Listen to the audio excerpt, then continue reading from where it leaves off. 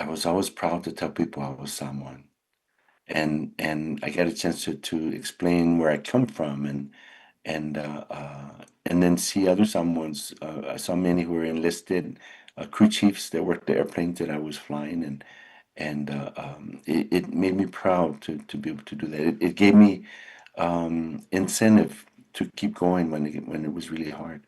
Ia o le taeao lei ua mausawa no foʻi ma se tasi foʻi o sa mauloga I te tonu lenei atunuu ia ae leʻi o atu sina u faamatalaga ia e tatau ona avatu le faatalofa i le tatou malo faalologia ua maua le avanoa I lenei taeao e faatanoa ai foʻi ia ma le suga ia Stanley Ulualofaiga Snow faatalofa atu lava I lausuga Stanley.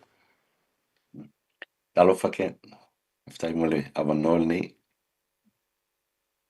Ia ae leʻi o atu se faatanoaga ia po ni fesili foʻi ae le amataina le tanoaga se ia ua faataʻotaotu momua se vaega o le soifua tautua a le tatou malo faalologia le liti o Samoa o Stanley Ulualofaiga Snow se tasi o Samoa ua iloga lana tautua mana matatiʻa I le galuega faapailate o vaalele I totonu o le United States of America lona faletua I o Lanthi leina lani taniafoga kana hele o Hawaii o la I Hawaii.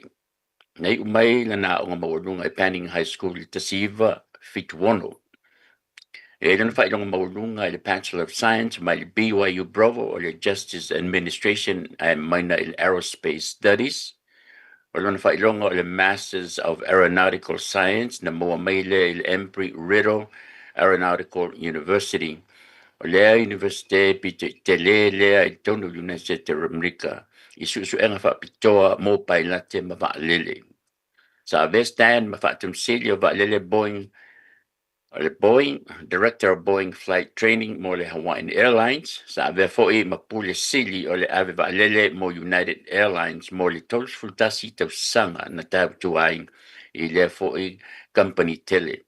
Na Stan ma kapiteni I waalele pena fo'i ma le first officer ai pe o lana ngaluenga I te tonu o le Airbus, le tolu sfruiva, o le Airbus tolu lua sfuru, Boeing 737, Boeing 757, Boeing 767, Boeing 777, ia ma le Boeing 747.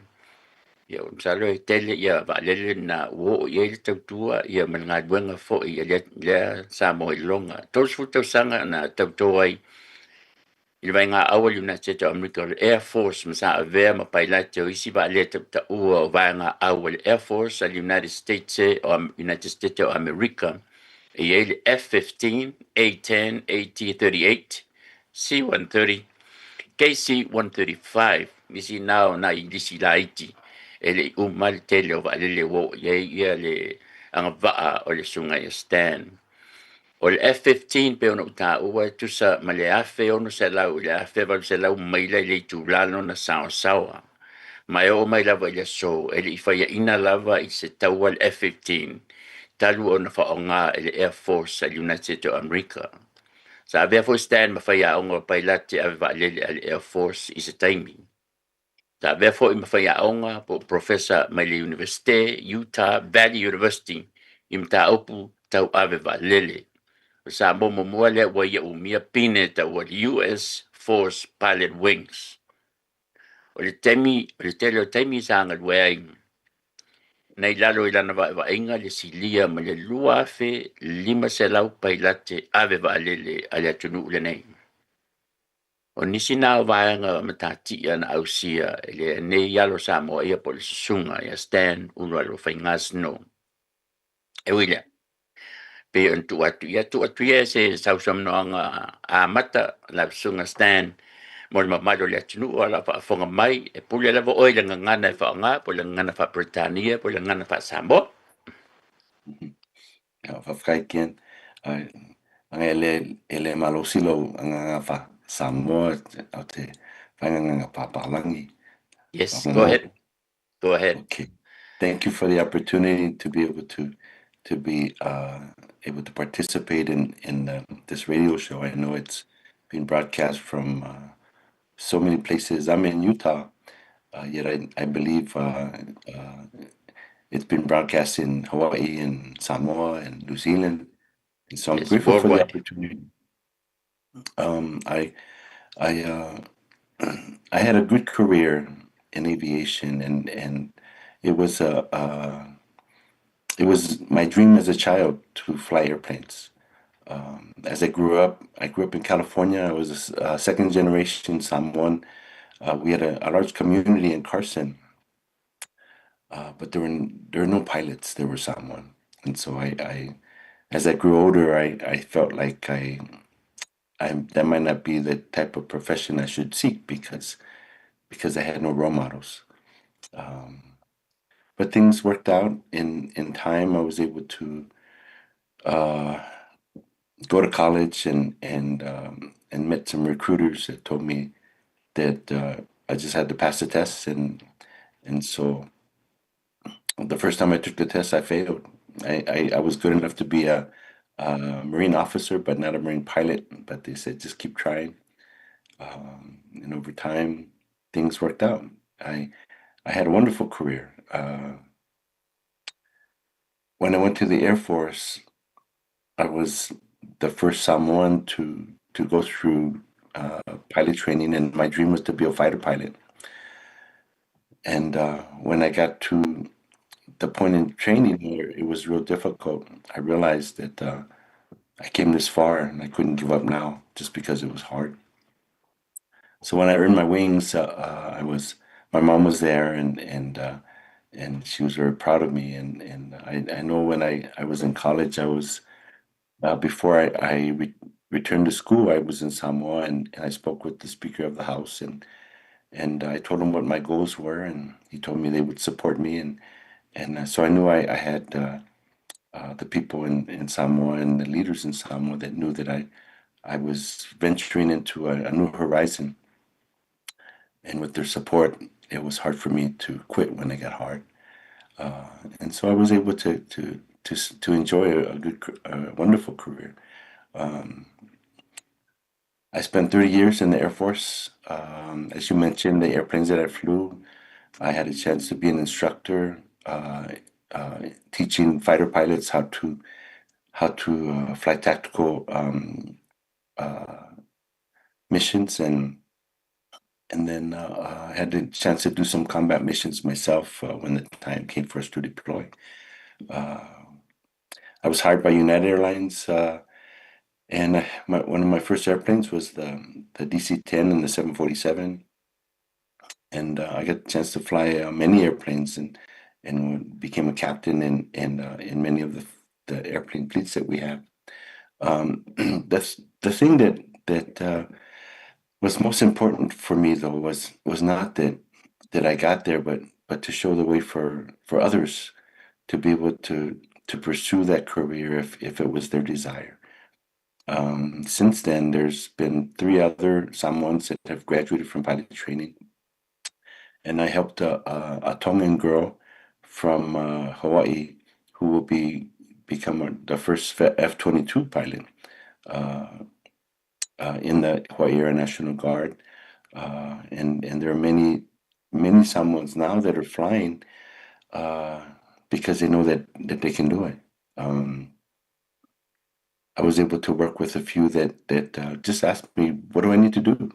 In fact, just 2 days ago, coming back from a trip, I ran into a Samoan lady whose son is in the military because he wants to be a pilot, and so I told him what he needs to do, and hopefully he'll be able to stay and pursue that opportunity. Um, I worked with a lot of pilots in Hawaiian Airlines after I left United, and there's a good number that are Samoan. One of them, Lincoln Molinga, he's from Samoa. He was in the army. He retired, took the GI Bill, took flying lessons, and now he's flying to Samoa on the Airbus. So he was able to fulfill his dreams, and there are others that they just needed to see the way, and hopefully I was able to help show them that it can be done. It was a great career. I had a chance to run into many of our people around the world. Um, in my travels, and so I'm grateful for the opportunity. In your military um, career, what is probably well, you probably have a lot of accomplishments, and but what is one or two accomplishment that you're proud of in your flying career in the military? In the military, the most I think the biggest accomplishment was earning my wings in training. Our training was very difficult. It was 55 weeks, and we had a class of 60, I believe, when we started, and we graduated with about a two-thirds of the class still there. Um, and there were times when you didn't know if you were going to last through the next day or the next week, but you just kept going day by day. And fortunately, I was married, and my wife was there. I had a son, and then my daughter was born while I was in training. And they gave me the incentive to continue, and they supported me. And there was a time when we lost one of our pilots crashed during training, and they said one of the things that contributed to his the crash was he was behind the aircraft, meaning he wasn't his mind wasn't mentally up with where he needed to be, and it led to him crashing. And part of it was his lack of nutrition and having proper diet. And so my wife made sure I always had breakfast every morning after that, and I had hot eggs and a hot breakfast every morning, even if it's 4 o'clock in the morning. And my other my fellow students, they were stuck with donuts. But that was my biggest I think accomplishment. From there, um, you continue to progress. In the military, you don't just achieve something and stay there. You have to continue, and that goes with rank. It comes with your experience. I was able to um, I was able to transfer to the Air National Guard and had a great bunch of pilots that I got to fly with that were from Hawaii, and we're very close. Um, but continuing on, my career, when I wasn't flying, I got a chance to be an advisor to many of the Pacific Island nations, or the Pacific Asia Pacific Island nations, like Japan and Taiwan and Thailand and Singapore. And I was an advisor to their air forces to help them to determine whether they were meeting the expectations. And so I felt like it was a big responsibility, but I was grateful for the opportunity to work with other nations, and that's where I really started to see where my career has come a long way from the time when Hmm. all I wanted to do was just graduate and move on from training. Yeah. On your commercial career flying with United and Hawaiian Airlines, can you tell us maybe one incident or two incident where it was very dangerous that the plane was just about to fall, to Oh, crash?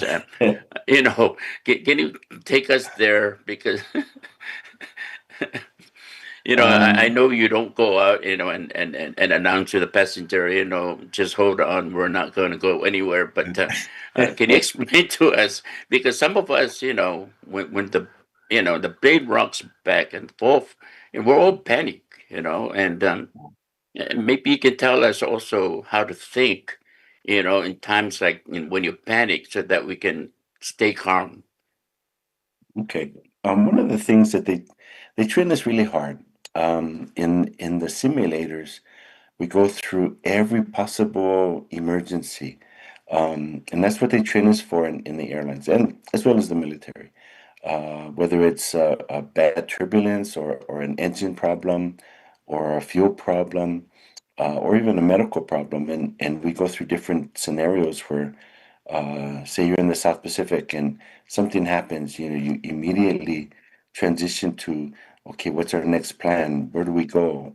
How much fuel do we have? uh, and things like that. So when something does happen, hopefully we've been exposed to it so that we know how to deal with it. Um, some of the emergencies that I had during my time in the airlines was usually flight control problem. Something didn't work with the flaps or with the gear, and you had to work your way to get it down. And fortunately, we were able to make it work. But the biggest thing is try to calm the passengers, because now you're gonna have to go somewhere else that you weren't planning to go. And if you let them know that you have everything under control, it helps to release their nerves.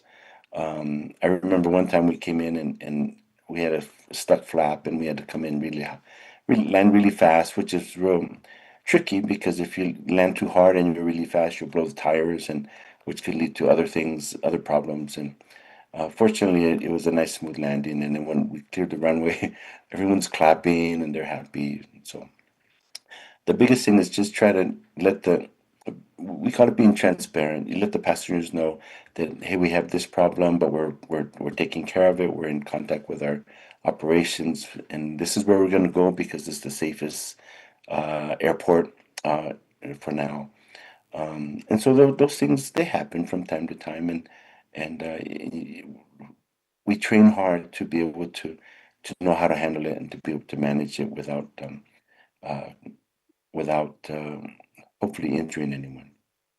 Mhm. In the military, it's a little different because we're flying combat airplanes, and so when those things happen in the fighter jets, we can eject if it's the airplane's out of control, and we try to bring it back to the airport as much as safely as we can. So Mhm. that yeah, that's What just was me the though. So, what was the worst conflict, during your career, in commercial airline, conflict that happened on the plane, whether it's in the cockpit or in the or back there with the passengers? Well, oh, I think the biggest one is when passengers drink too much, and then you have to control them, and sometimes you have to take them.